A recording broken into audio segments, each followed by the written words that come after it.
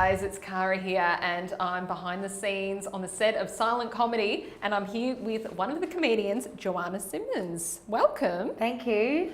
So tell us about your part in the show. So in the show I will be doing an act that I made up in a friend's kitchen many years ago. Oh, nice. It started just by trying to make my friends laugh, and it also started because I had had vocal surgery and I wasn't able to speak very much. Wow, there's so much to unpack there. So what were you doing in the kitchen? We were just drinking. It was like a Saturday night. Yeah, and you couldn't talk. So what did you do? Well, that would give the act away, but Okay. basically it involved a lot of mime to a very famous pop song, and then so that just kind of started as a bit of fun. And then I was on tour and we needed a filler act, and was like, what can we put in this filler act? And I just said, well, I've got this thing that I did, and then I kind of explained it to the producer, and they were like, sure.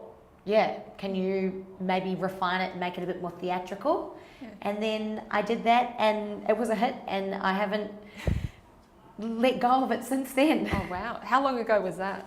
Like 4 years ago. Wow. Yeah, and I do worry a little bit that people are going to be a bit sick of it, but every time everyone's like, oh, I really hope you do that one. Yeah. So, Oh, that's good, awesome. and I'm not sick of it as well. I'm not sick of it. Which Yeah, is, yeah. No, that's awesome. So do you identify more as a physical comedian or more of a stand-up comedian? So I guess I sit in between. I'm a trained dancer and physical performer, and I've always been, I guess, a bit of a clown. But a lot of my comedy involves singing, lots of witty banter, as well as physical comedy, because this is funny.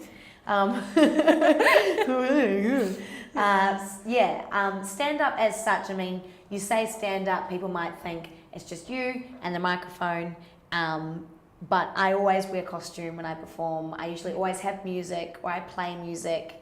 I usually always play a character as well, so it's not stand-up as such. Yeah. Is there a moment in your life when you just thought, this is what I'm going to do for the rest of my life?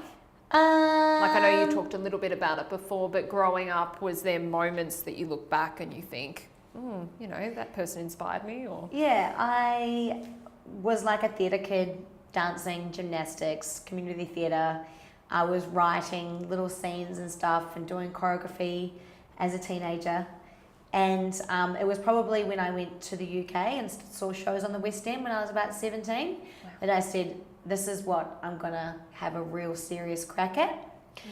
In terms of making my own work and doing what I do now, it came about just getting sick of going to auditions and not getting anything, and realising that my skills are in creation, and you know, I can be really funny sometimes, so that's what I need to do.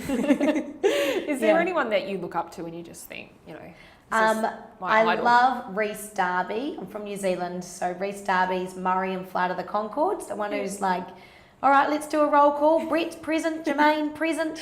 Yeah. He's trained, he's really physical. He does really good sound effects as well. Then obviously Flight of the Conchords.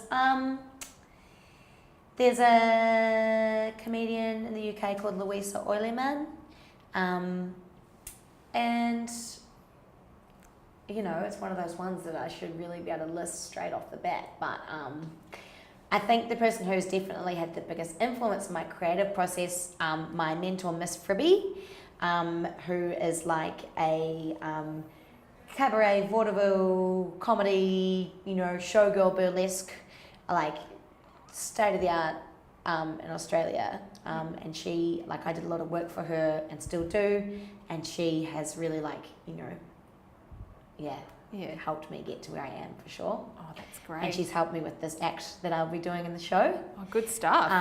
And it's really cool to be able to have, you know, a long-lasting relationship with a creative mentor, and now I help her with stuff, which is really cool. That's good. Do you think doing something like that, like, you know, having a mentor and you sort of, you know, working and, you know, bouncing ideas off each other, is that advice that you would give to younger people starting out in the industry too? I think so. I mean, for me, I know one of the best ways that I make comedy and make work is by being with someone else and trying to make them laugh, basically.